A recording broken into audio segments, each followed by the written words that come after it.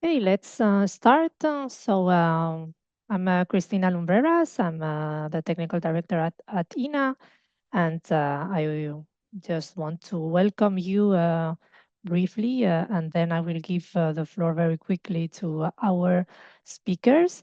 This is one of the INA webinars.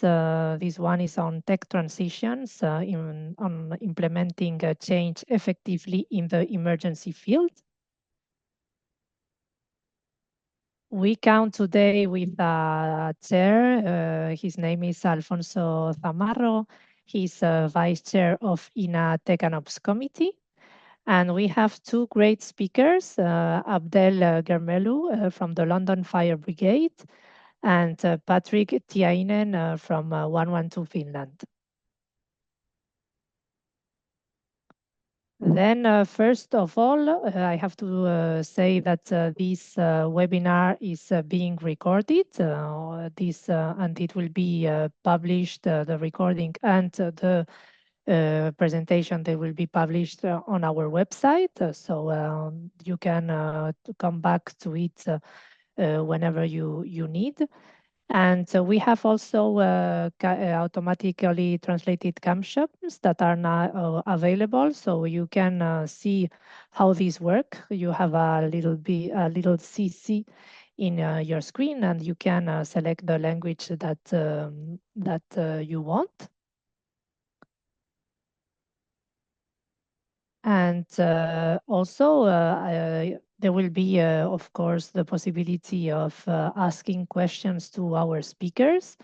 So you see also an icon with the Q&A, and you can write what you want to ask to the speakers.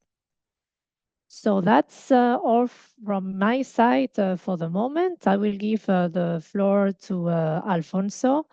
And well, I hope you will enjoy this webinar. Perfect.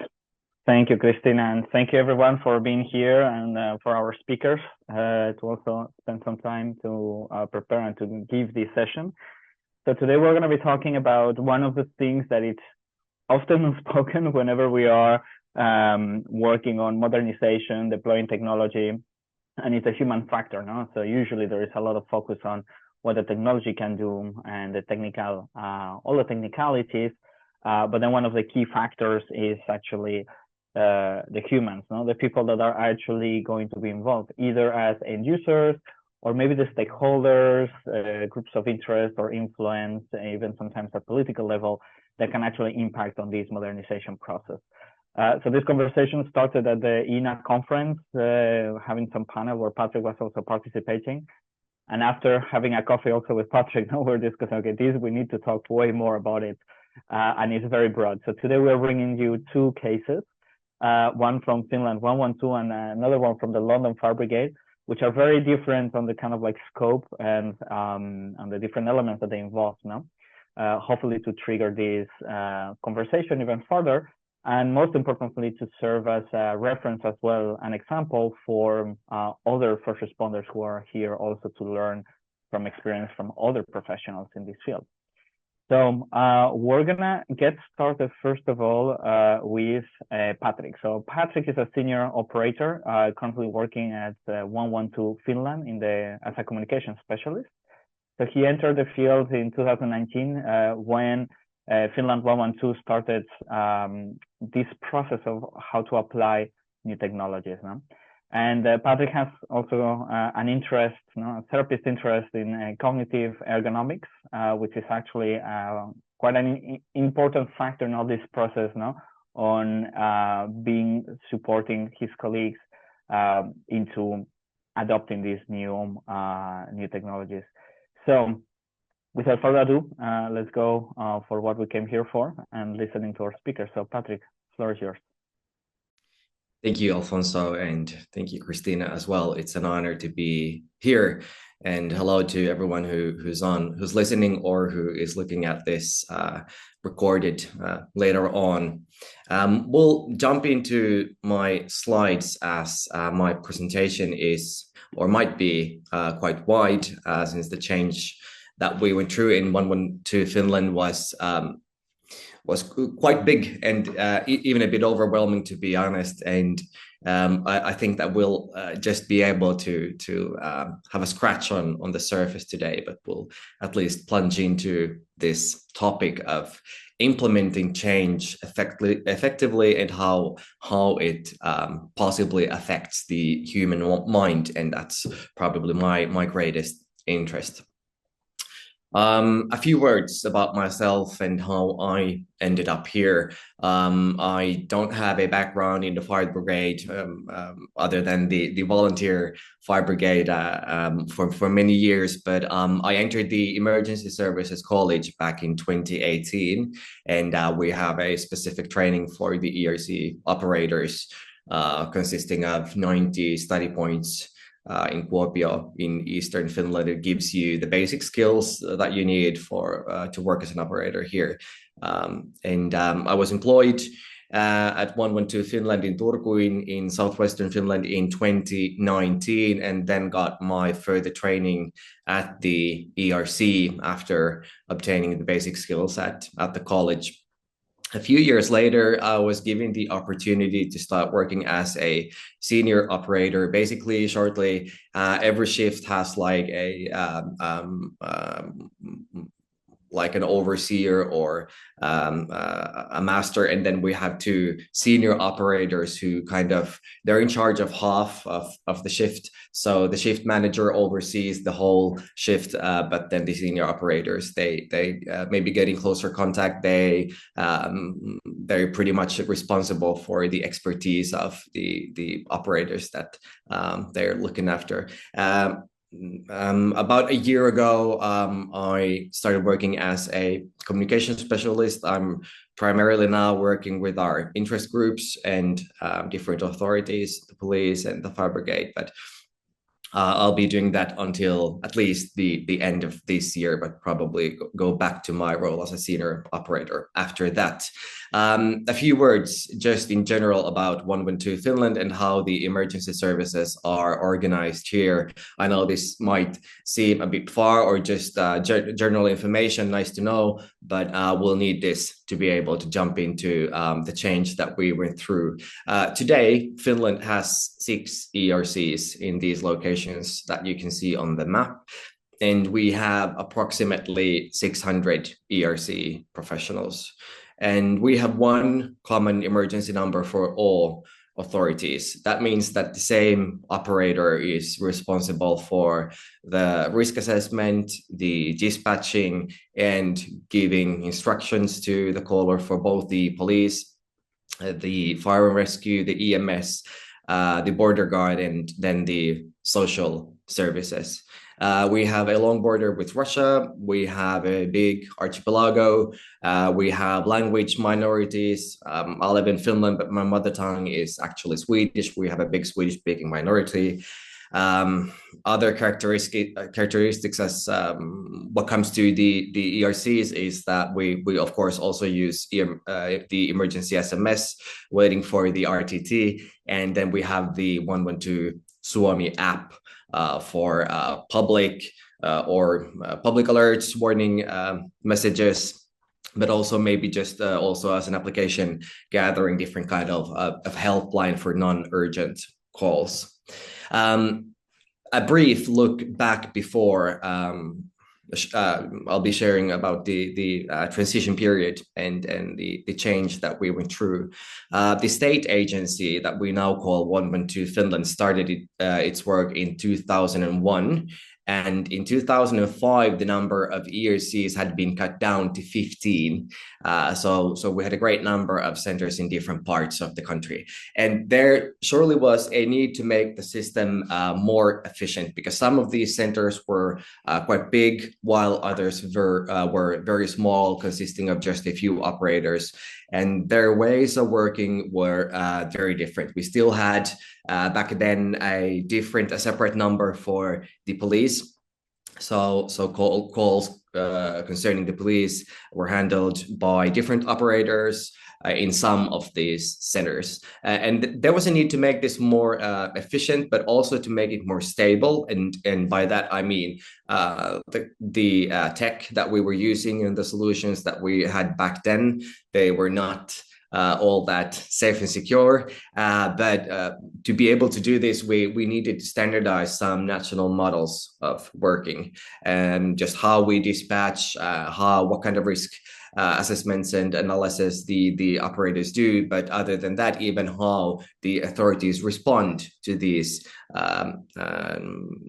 to how we dispatch them. So in 2015, after a lot of preparing, the number of centers was cut down to 6, but the system that we were still using back then did not support a network model of working. So this means that we now had like 6 centers, but they had their own separate database, so that if you, for example, were working with a call in just close to the border to the next ERC or their dispatching area, you couldn't see if the units that you were dispatching were actually free, if they were coming from across the border to the other ERC or their primary area of working. So after dispatching, you had to call them and make sure that those units actually were free at the time of the alarm. So it did not support a network model working in any way, and it was still very vulnerable. So a new project had been started already back in 2008 to create a new system, completely new way of working. And this was already back then called ERICA, Emergency Response Integrated Common Authorities. And after quite a few years of development, ERICA was finally taken into operational use back in 2019, one center at a time, and it brought a number of new features. Basically, these 6 centers now created one virtual center, and this means that we started working in a networked model where calls overflow in 2 phases. All these centers still have their primary areas of working, but we can see all the units, when we can see all the tasks and all the calls that are being handled anywhere in Finland at any point in time. But calls also overflow in 2 phases. So all areas and all ERCs, they have their primary area of working. And the first way or the first phase of overflow is implemented through pairs. This means that the neighboring ERCs are paired, so that if for example ERC A is heavily burdened during a storm or during whatever accident it could be that causes a lot of calls simultaneously, the pairing ERC will receive the calls that they can't handle after a certain amount of seconds that can be changed very quickly. And then in the second phase, these calls are shared between all ERCs in the whole of Finland. Why we have divided this into 2 pairs or 2 phases with the pairs, and only after that to the whole of Finland, is that we're able to manage the call flow and the overflow a bit more easily, and the operators get more familiar with the neighboring area. It's always a bit exciting to receive a call and to make the risk assessment concerning something happening in the mountains far up in the north, if you're used to do and to handle calls from, let's say, the archipelago like me. So then working in pairs makes the areas a bit more or better known to the operators. In addition to this, we got automatic geopositioning of a caller, so that the geoposition comes instantly with or together with the call and the caller. And what was a great change for us, and what I mainly want to focus on today, is that we also got an integrated risk analysis. So before this, the operators had what you're probably familiar with. You have this like separate sheet with these different dispatch criterias or urgent criterias. But now, as we switch it over to ERICA, we got this integrated a tool that basically was like a multiple choice kind of a risk assessment tool. So you just had to be able to translate all the information that you got into the questionnaires and the multiple choices that Erica consisted of. In addition to that, we got an integrated communication tool with both a phone, Tetra radio, and emergency SMS. So this was all built into the system. No need for any extra mobile phones for handling the SMSs, for example, or anything like that.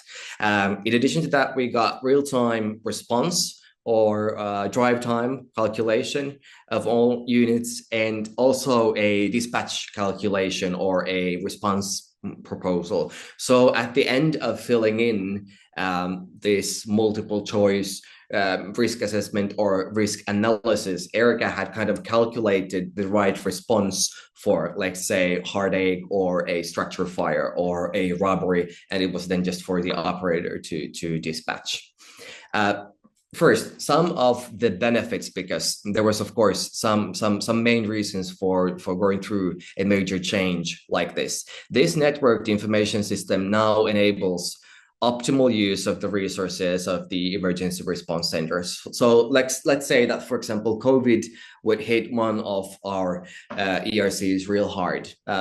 No panic, the 5 others will patch up and the calls will just overflow, and we can set the time limit for the flow to be very low so people don't queue for a long time, and the 5 others will just ease their burden. And this also, or the system that we now use, enables us and the authorities that we dispatch obtaining a real-time situational picture of the internal security. We know what's going on in the whole of Finland, whether it be fires or people hearing gunshots or whatever it may be, in the whole country in a centralized manner. And not only us, because Erica and this system is now also used by the situational centers of both the police, the fire and rescue, the health and social services, as well as the border guard. So they can update the information of which units are free, or if there's a shift coming in a few hours, they can already like upload the units needed, or if there's a change, a sudden change in how well staffed the police is, for example, they can drop out some of the units without us needing to actually do any of that manual work anymore. So they can update the information of their units, and as well their risk analysis if there are some changes that need to be in the way that we collect information or the outcome of that. This means that Erica is today used at more than 50 different sites, different parts of Finland. But as you can understand, we also faced some challenges. First of all, I'd say that the development period and the costs, these were some of the, or one of the big challenges. As you saw, we started working with this back in 2008, and we were able to take the new system into operational use in 2019. So that's 11 years. And my question maybe to you is that, are our ICT systems any longer new? Can we perceive them as new when they're ready to be used? At least in the public sector, sometimes I'm a bit worried that technology is advancing at such a great speed that if it takes, let's say, 15, 10, or even 5 years for us to build a new system, it might be a bit heavy by the time we actually start using it. Even more importantly, change in technology also, or it might also lead to a great change in how the work is perceived. And this came to be our greatest challenge. With the built-in risk assessment, the risk proposal, and we also had like automatic answering. So you basically had to wear your headset all the time and you just heard a beep and the call was already there. So the autonomous way of working. And maybe to be more precise, the process of decision making was automized to such a degree that it led to a loss of perceived job control. Now we can have many opinions about whether job control actually was lost or not, but what's crucial and what's important is that this is how it was perceived. And as we know from work and health or organizational psychology, perceived job control and job is crucial to job security and all actually the psychological aspects of work health. And job control in itself is a resilience factor against trauma. And I believe that if we are working with material that's potentially traumatizing, we need to make sure that our operators have all the job control they can get, because we know there's panic on one side of the phone line, and that's why we need to have the job security, the feeling of I know what I'm doing and I know what the outcome of my decisions will be, not just filling in data and being a bit surprised by at the outcome of the risk assessment, because that causes uncertainty. We also faced challenges concerning over alerting, maybe difficulties in understanding the algorithm, as I just gave an example for. You might have been surprised at the end of the assessment that how did I get like a structure fire with these answers that I just filled in.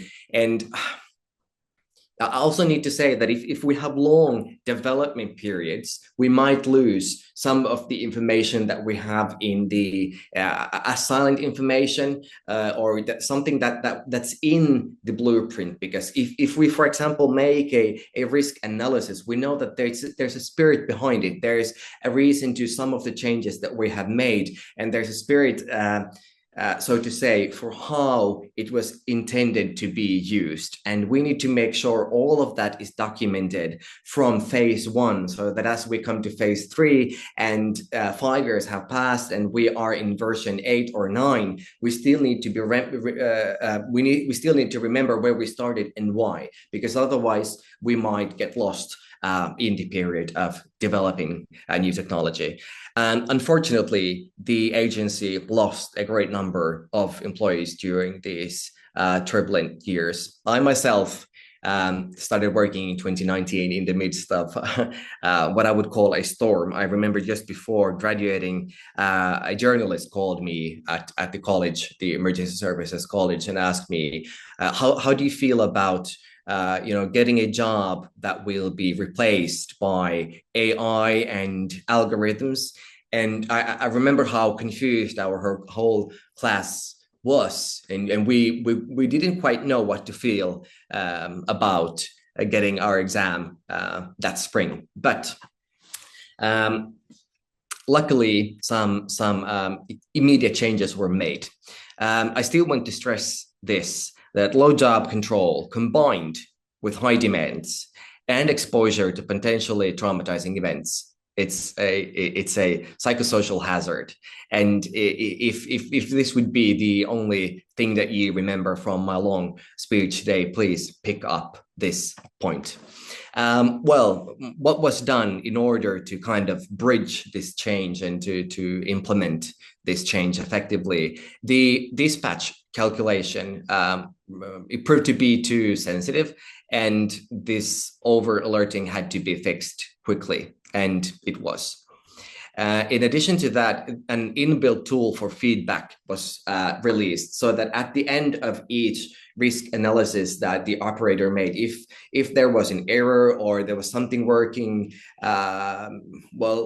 if something wasn't working properly, or there was something that was not was difficult to understand, there was always this this place where you could fill in information and send like feedback to the developers, and they would check them at least weekly, if not every morning. Next was the automatic answering feature. As you can understand, if you do 12-hour shifts with, let's say, 80, or a busy shift 150 call, and you sit with your headsets on all day in automatic answering mode, it becomes a bit stressful. So using the automatic answering mode was made optional. So this enabled the old manual answering mode that we were used to. In addition to that, this integrated tool for risk assessment, the kind of multiple choice kind of a thing, it proved to be too rigid, and it gave too little room for the use of expertise. And this was changed. And you could say that the old model with the different sheet has now been reintroduced. As these changes were made, we lived in ongoing change, and that became a bit tiresome. So new instructions were then published quarterly to support the training and to make this a bit more structured, the change, I mean. And finally, the focus shifted from tech to personnel and from change to personnel. And we also saw a shift in leadership, leading people instead of leading things, leading projects, or leading change. And finally, the 6 centers were given greater freedom, even as the networked model was still kept in place. And we still see that one as one of the greatest strengths of Erica. These 6 centers were also given more freedom back. And we started stressing quality over time about a year ago, and today we see that that's paying off. And the personnel is now content with these latest changes. The future vision includes strengthening the abilities of the situation centers, so that they can use the system in an optimal way. Now, as we have learned to use, and the operators have learned to use Erica. And in addition to that, the personnel is now greatly involved in the decision making and the further development of the system. And the operators still use the inbuilt feedback tool on a regular basis, which we're really happy about. And also a greater use of the national situational picture is underway. So that's probably where we're going, and that's where we're heading. And now I realize that I've spoken way too long. So just a big thank you to all of you. And I might be answering some questions if Alfonso has a tricky one. Thank you, Patrick. Super interesting. So now we open up for a few minutes on questions. So if anyone in the audience has questions, please use the Q&A. The Q&A to post them. On the meanwhile, I have one question maybe to begin with. So all these interactions with end users to capture the feedback. So what was really the format? How did you, your organization encourage this end user participation? You were mentioning that there was like the option of sending feedback, but then if you're like through this very long process and sometimes very tedious, you end up having also very frustrated end users that sometimes might not be willing to collaborate, even if there is like this thinking like, this is going to take my job, then why am I practically going to send feedback through the feedback mailbox now? So I'm sure there were some like forums or something of the sort in order to do that. So how was that handled? Yeah, that's a major topic, and just overall managing change and leading change, not an easy task. We had a lot of like training days, so all the end users were able to get familiar with the system and ask even the most critical systems questions. But I think that what was important was to build a culture where it was okay to ask difficult questions, and it was okay to be maybe even a bit afraid of what was to come, because we were all facing it together. And maybe that sense of it's okay for you to express those feelings, we are all in this together, was an important opening up for many of the end users to kind of still feel safe within the organization in the midst of change. And we had many different kind of like discussion forums where there was no training per se. We just wanted to have ample time to be able to discuss the feelings of change and moving into a new period. So I think that's also important, just giving it enough time. Okay, nice, thanks, Patrick. So we have two questions here. So first one is coming from Irache Gomez. So question: were there any government or top decision makers changes during the ERICA rollout during all those years? And did that affect the process in any way? That's such a good one, yeah. Yeah, it did. As we're working in the public sector, and this was, of course, the not just funded but overseen by the government and by the Ministry of Domestic Affairs. There were quite a few changes, and not only concerning how the costs would be divided, but for example, concerning what information which end user was able to see, because as you now understand that we have a system where a lot of information can be seen, but then we kind of had to build different roles for every and each end user, and then to kind of to make sure that they only see the information that they need for their own or in their own tasks. That's just one example, and we also had a change in legislation just a year and a half ago, which also brought some changes again. Mm-hmm. Thanks, Patrick. And one final question before we move on to the next presentation from Sebastian Legoff. The ERC you shared during the presentation, can you confirm if the infrastructure is also mutualized by any automotive users making some EU e-call in Finland, or is it dedicated only for standard mobile users? So the technology, if it can be used with, for example, e-call, did I get it correctly? Mm-hmm. Yeah, we are already, of course, receiving e-call into ERICA as of today, and we are now entering another technology change, getting ready for e-call 2.0, but we are working with it as of today. Okay, nice. Perfect. Thank you very much, Patrick, for your presentation and all the answers. So we're moving on now to Abdel.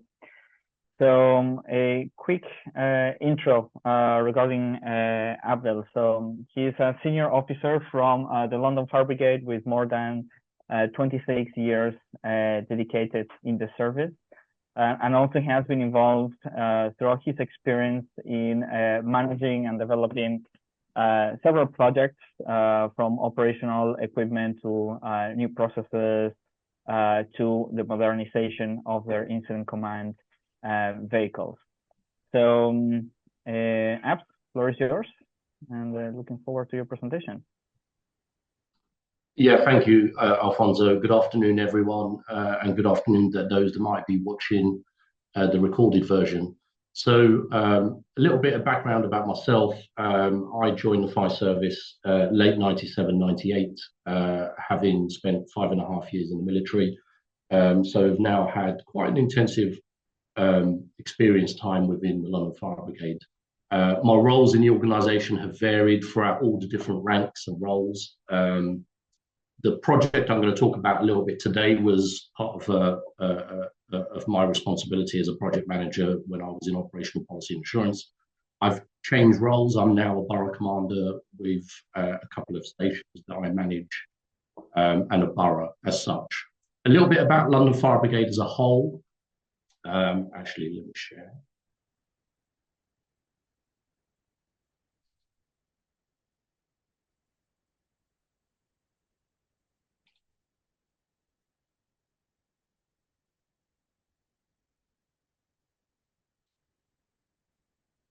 Oh, hoping everyone can see that as normal. There you go, perfect. London Fire Brigade. So London Fire Brigade, we have 102 fire stations plus a river station. As you can imagine, like any metropolitan city or any large city, there's a huge amount of risk that sits under our responsibility. We have over 6,000 staff, of which just over 5,000 are operational staff.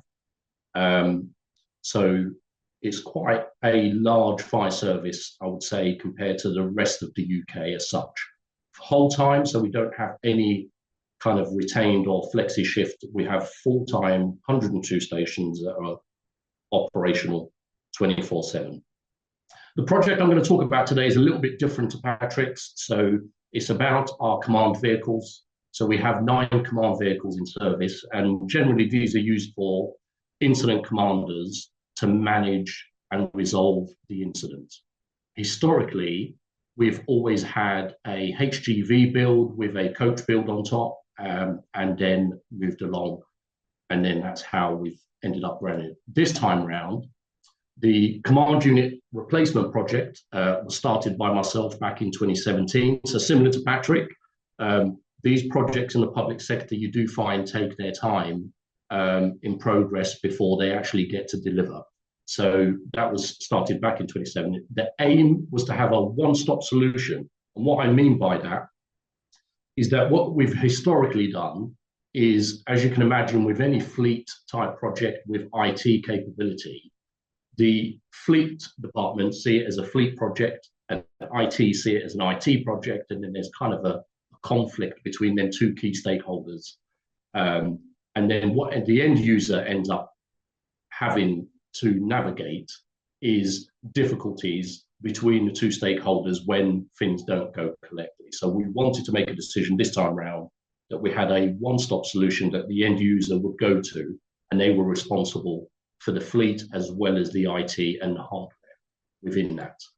Split into 2 procurement streams back in 2019, and that was unfortunately just due to unforeseen circumstances and some of the providers not wanting to take it as a whole. The London Fire Brigade ICT, which is our IT, we procured our new incident command operating system back in 2022. And then the vehicles went live last year. So the vehicles went live last year.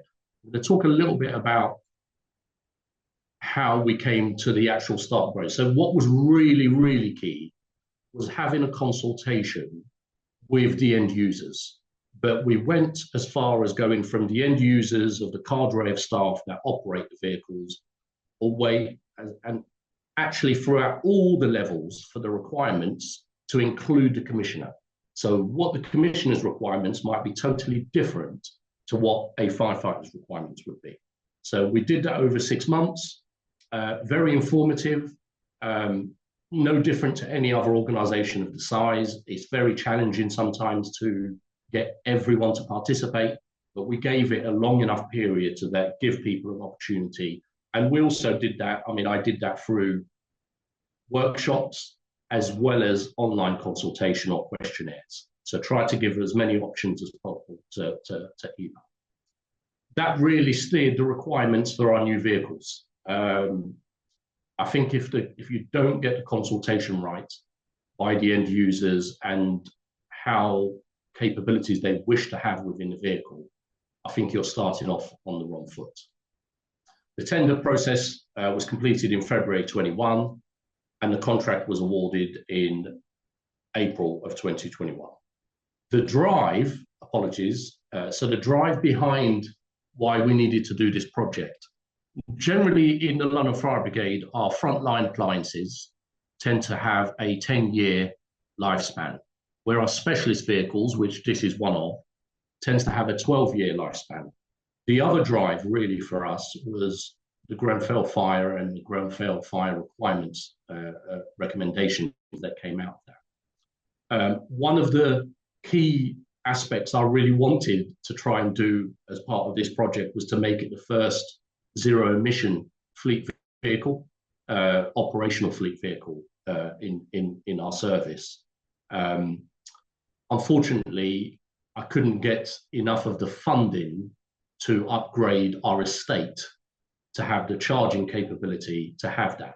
But the reason we went for this particular platform was, one, it met a lot of our requirements. So access, feasibility, but also bus technology had moved on so much quicker than HGV technology in the zero emission field.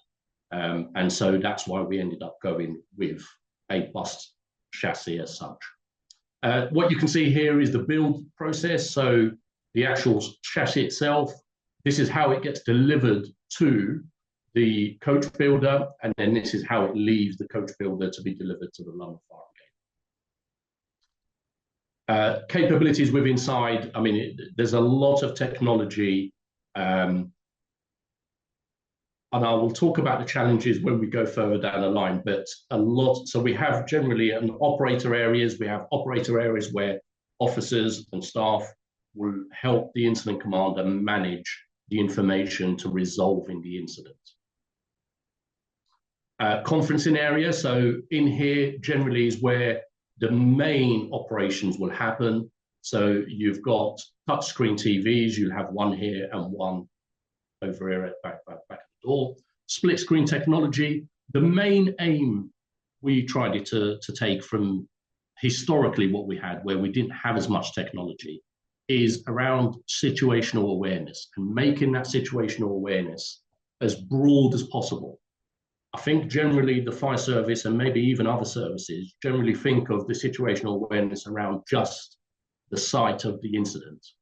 But I wanted to think a little bit further ahead and make the situational awareness about people that are remote from the incident. So principal officers, tactical advisors, all of that, to have access to what is being done actually at the incident ground that could be anywhere in the country, as long as they've got permissions and the access to do so.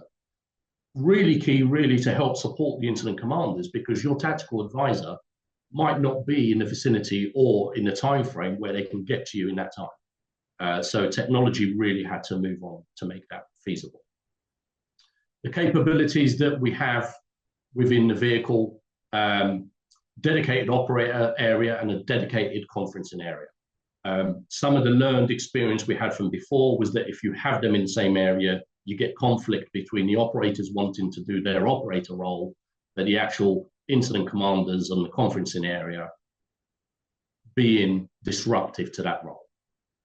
Deployable cameras, so we've got deployable camera per vehicle, and that was really about the situational awareness. So the deployable camera capability gives you the option to be able to deploy that anywhere in the incident ground and the feed to be sent back to the vehicle, as well as anyone remotely monitoring the incident. Mast-mounted camera as well, that has the option for thermal imagery. Now, it has good capabilities as long as you've got good line of sight to the incident.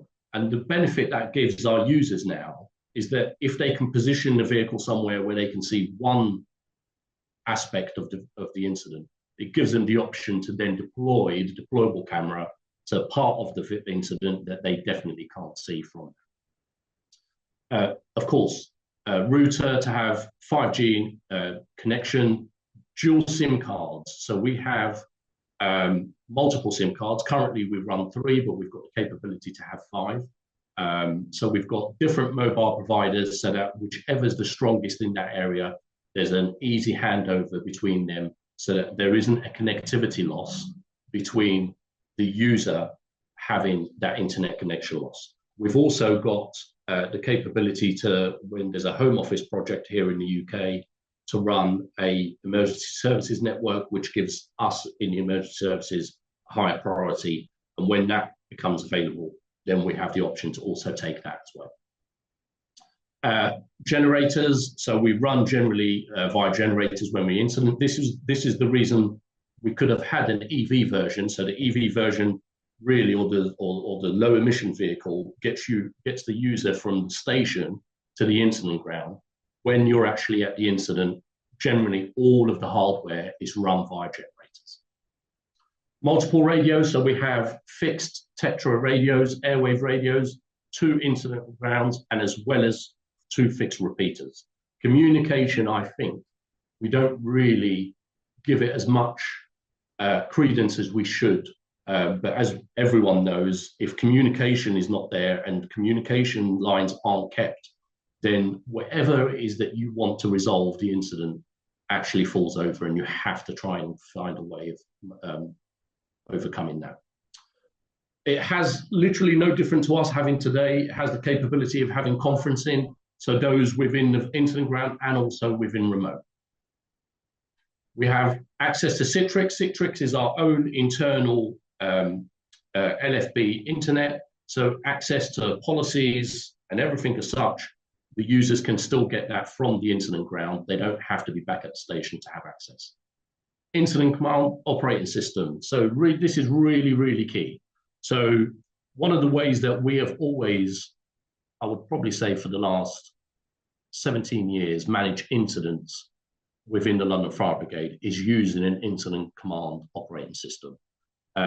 Historically, we had one that was hardware-based, so it used to be installed onto the PCs.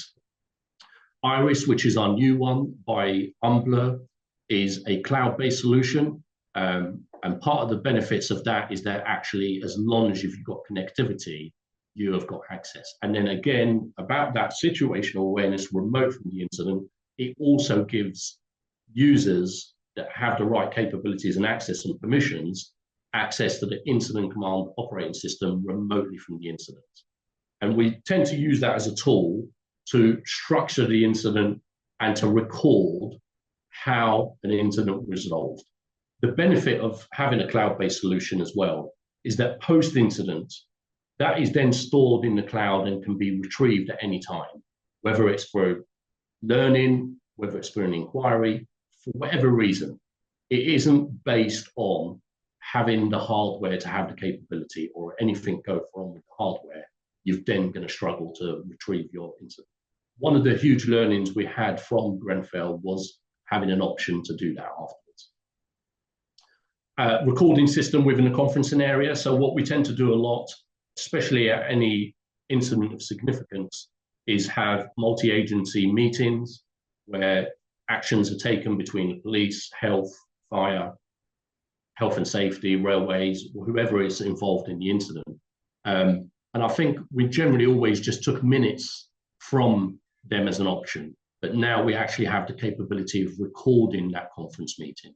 And I think the only, the benefit in having a site when you can replay an actual meeting in progress, then I think that's absolutely huge compared to what we've historically done. Policing have moved into that for a long time with body-worn cameras, so they can retrieve body-worn cameras that actually tells a story via videography. Unfortunately, the fire service doesn't have the option or the capability, technology-wise, doesn't have that where you can take it to an infrared atmosphere that would have that. But recording the actual meetings within the vehicle is really key and much more beneficial.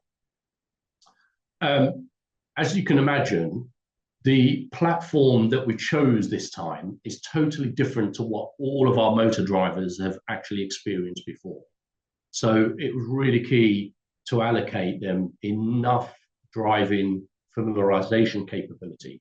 So they all had a one-day handling driving course plus 2 days of under instruction doing blue light training before, where historically you bring in a new vehicle, you let them have a half a day familiarization, and then they're off. But this is a totally different platform to what our users have always experienced from before.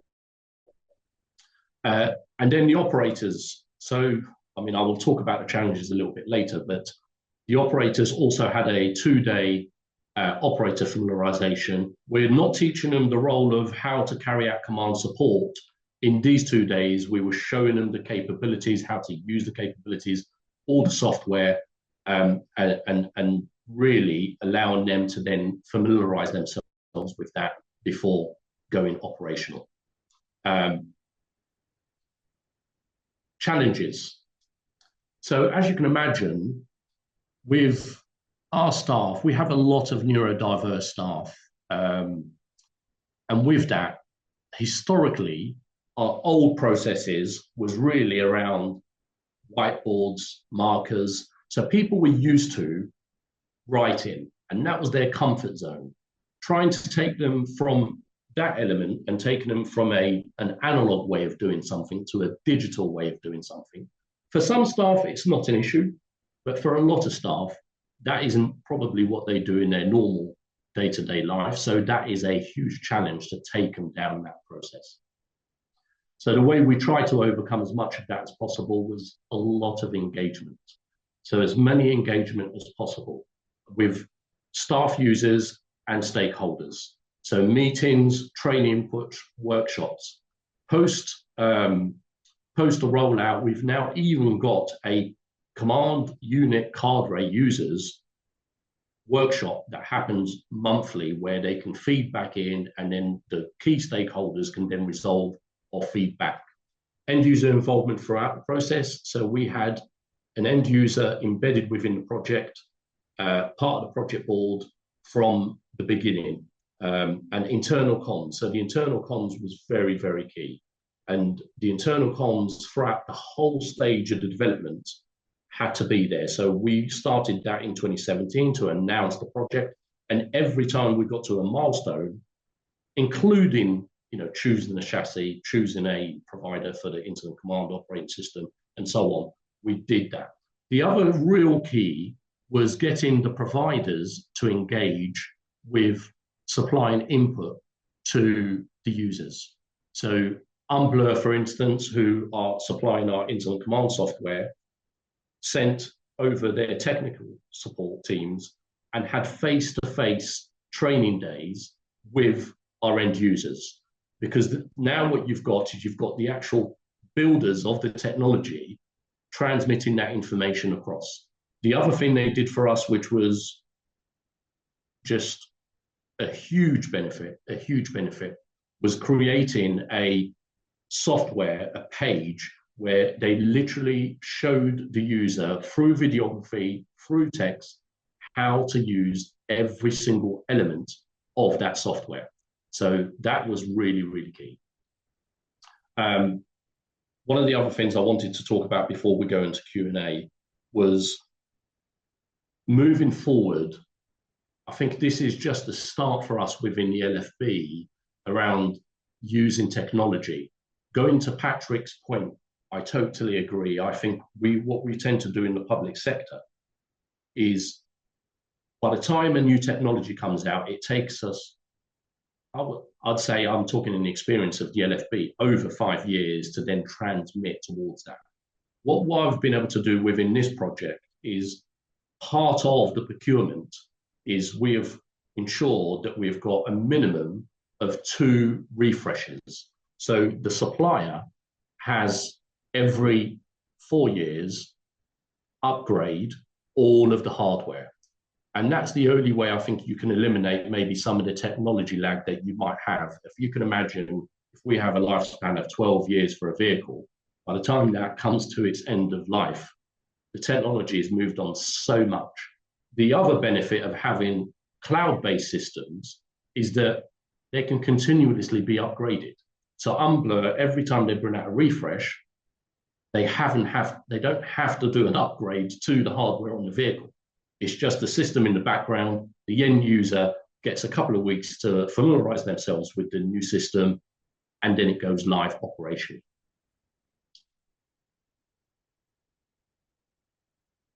I'm going to stop sharing. Happy to take any questions. Perfect. Thank you, App. So is there any questions from the audience?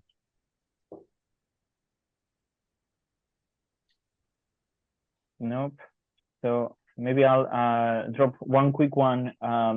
So you were mentioning about the engagement with end users, especially at the beginning of the project, which was 2017, 2019, and then the delivery at the end, 2022, 2023, and onwards. So a bit similar to Patrick's question. So how did you engage with the end users? I'm thinking about your commanders, etc. They're changing completely the vehicle setup. They're changing from analog to digital. How was that from more of a managing with the people more than the specific requirements or yeah? features, etc.? So through our intranet, a lot of MS Teams briefings. So I gave all the principal officers on their own presentations about the change, as well as all the other cohorts. We have a training provider who do internet training.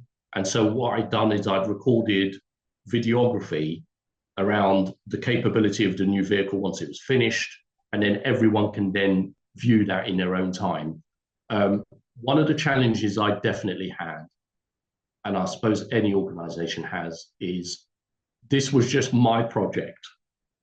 As well as me getting the end user to accept and to familiarize themselves with the acceptance of using the new technology, there was many other projects. So the amount of change that the end users get, you have no control over as such as other projects, but you have to take into account that as well as a new breathing apparatus, a new command unit, a new vehicle, there's a lot of change that you're having to accept or you're asking your end users to take on. And I think that has to be very, very mindful. In an ideal world, the organization would strategically have them deliver at different timeframes, but in reality, that never works because of overrun of projects, of funding, and so on. And also, with the political pressure sometimes you get, once you've got something that's completed, you need to put it on the run. You can't be accepting to say, actually, we've just delivered a new breathing apparatus system. Can we delay it for a month? That just doesn't work that way. And continuation. So once the vehicles, believe it or not, we are still going through that change process. That change process doesn't stop just when the vehicle or the new technology is delivered. And we're still going through that. Some people take longer to accept a change. Some people find it more difficult to adapt to that change, especially some of our older cohort who, doing things in a digital way is definitely much more challenging than the young staff members. So you have to give them an option. What retrospectively we have had to do to alleviate some of the issues for them. Initially, my wish was that it was all going to be digital. But in reality, after rolling out the only digital option, we've had to put in a little bit of an analog for a 12-month period. So what they historically used to have as a whiteboard, where historically we couldn't rely on the technology and the connectivity, so they always used to say, oh, the PCs have gone down, we need to turn to an analog way of writing it up on the board. There's a hybrid solution at the moment for the next 12, well, should be up in 6 months, to give them a chance to get used to and comfortable with just the digital way. Nice. Thanks, Ab. So we have one question before we wrap up. It's a question from Iracha Gomez. So, have there been changes in the way that other emergency response organizations request the intervention of LFB in multi-agency operations and the amount of information they share with your units? Yes, yeah, very much so. So, unfortunately, the Met Police here in London and the London Ambulance Service had command vehicles, but not to the extent that use them as much as we do. So ours tend to become the beacon that all the multi-agency users tend to go towards, because they go out on a lot of incidents. We have 9 vehicles, and they tend to go on the majority of incidents. The capabilities now that we can share with multi-agencies is so much more greater. For instance, on Umblr, on our incident command operating system, we can give one-time access to a multi-agency partner for them to be able to see exactly how we are planning to resolve an incident, where historically, the only way they could have had that information is by physically coming onto our vehicle and for us to explain it. And vice versa, they can now share stuff with us directly from their control rooms. Our control room can see, our videography. We can give that access via the one-time access, let's say, for instance, to a Met Police control room, where they can see our deployable cameras and so on. So yeah, that has been a huge, huge benefit. Nice. Thanks, Abs. We don't have any further questions, and it's already time. So just to wrap up, thank you very much, Abs and Patrick and Ina, for hosting this space. I think sharing these experiences, especially from the more human component, is very beneficial for many emergency services that are looking into jumping into big modernization projects or whatever key. So to conclude, Cristina, we hand over to you for the final words. Yes, thank you. Thank you all. Thank you, Alfonso. Thank you, Patrick. Thank you, Abdel, for this very interesting webinar. So as also thank you to all the participants, the people who have participated in this webinar. As said, it has been recorded. Everything will be available on our website. And here you have the next webinars that will organized by Ina. So we will have the next two ones. I won't say all of them, but on the 1st of October, we will have the Avatar 112 Dev experimentation. And also we will have on the 8th of October, the smart routing of emergency vehicles. Then we will have two other webinars on the INA certification program. You can see there the dates. And then the 22nd, introducing Google's new loss of pose detection features. And on November the 12th, the webinar on 112 in Ukraine. So also don't forget, of course, our upcoming member seminar that will take place in Santa Cruz de Tenerife in Spain. It will be about NG112 and AI. So that's it for me. Thank you again, and have a good afternoon, day, or what it is better for you. Thank you. Speak to you soon. Bye. Thank you. Bye-bye.